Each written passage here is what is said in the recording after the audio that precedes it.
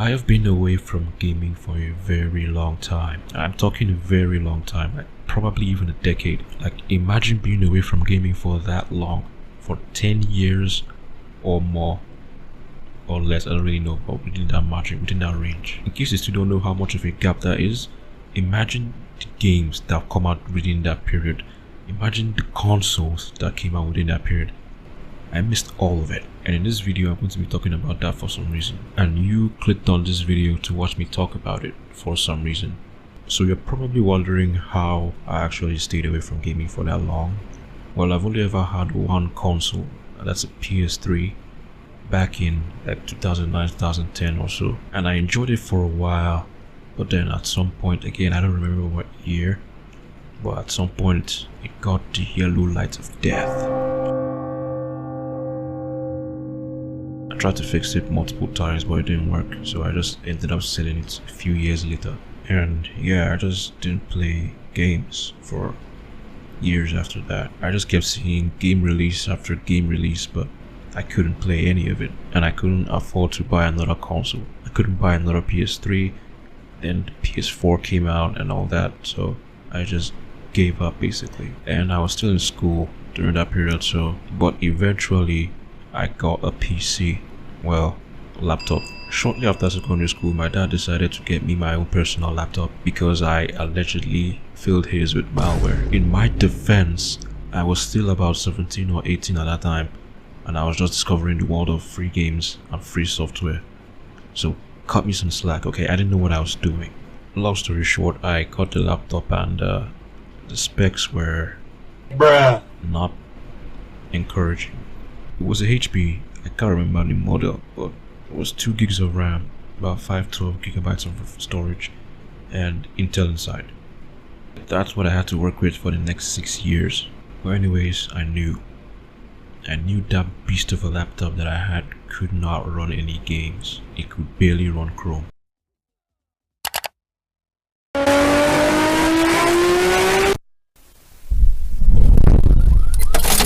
So I knew I had to find a way to upgrade somehow, and so I went to work. Believe it or not, with my 2 gigabytes of RAM and Intel inside, I installed Photoshop.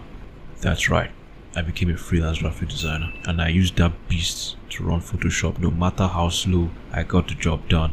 Fast forward a few years later, I finally had the cash to upgrade my RAM, so I got 8 gigabytes of RAM. And mind you, the PC only has 1 RAM slot, so that 8 gigabytes RAM stick was expensive as hell back then. But I had to do it, and I had the money, so I did. Finally, I could run Chrome smoothly, and Photoshop was a little bit faster. So with my now 8 gig RAM still Intel inside laptop, I set out to conquer the world once again. Anyways, with my beast, I marched on for the next few years. I was in university at the time, and then one day, it hit me. I just thought, I don't watch movies a lot, and when I'm not working, I'm not doing anything else, so why don't I just get a game to play? Like, let me try my 8 gigabytes Intel inside beast to see what kind of games it can run. And as you can expect with those specs, not a lot. So I had to go for older games, and for a young boy at that time, I went for the most obvious choice, the greatest football game ever, FIFA 14. Yes, FIFA 14 reignited my love for games again. Playing by yourself or with your friends, that feeling of wanting to become better, that feeling of wanting to become the best at the game. At that moment, I learned how to have fun again. Then along the lines, I got Call of Duty Modern Warfare 4, and that was it. From then, I was just getting games however I could. Whether I got it online or I got it from someone else, I was just getting them. Fast forward a few years later, freelancing was paying off. I was doing my NYSC. I finally had enough money to buy a new laptop, and so I did.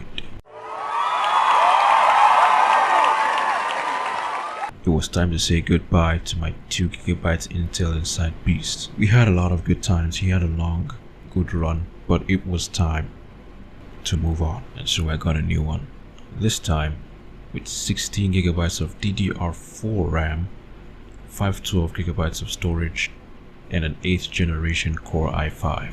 So finally, I could play some newer games on low or medium settings, but that's fine with me. I don't really care for high intense graphics for when I'm gaming. So I upgraded my RAM to 16 gigs and my storage to 1 TB SSD. I was ready to roll once again, but unfortunately a part of my motherboard got burnt, so I had to replace it.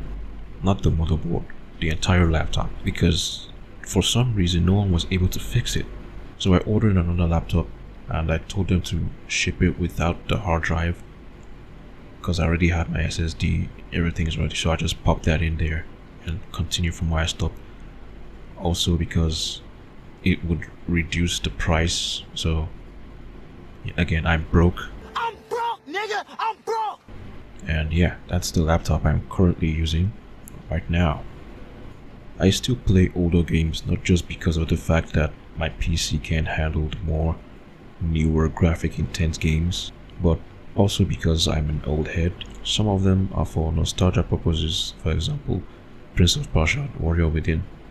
I just love that game for some reason, while others are because I didn't have the opportunity to play the games at that time, so I'm playing them now.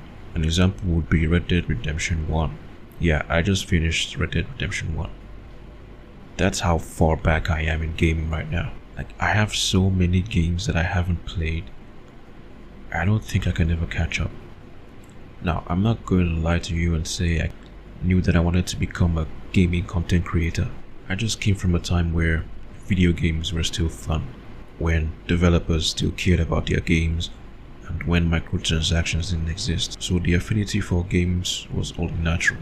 I only just realized or had the idea to become a gaming content creator like about a year ago, back in 2014. So the more games I played, the more I wanted to make it a reality, the more I wanted to become a gaming content creator. And my god, it has not been easy. Please help me, like, share and subscribe, please. So anyways, that's about it.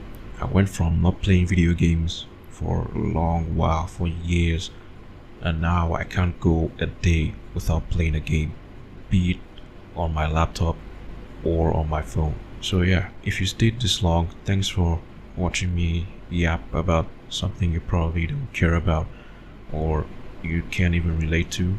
But yeah, thank you. I appreciate you taking the time to watch this. Subscribe if you haven't. See you in the next video.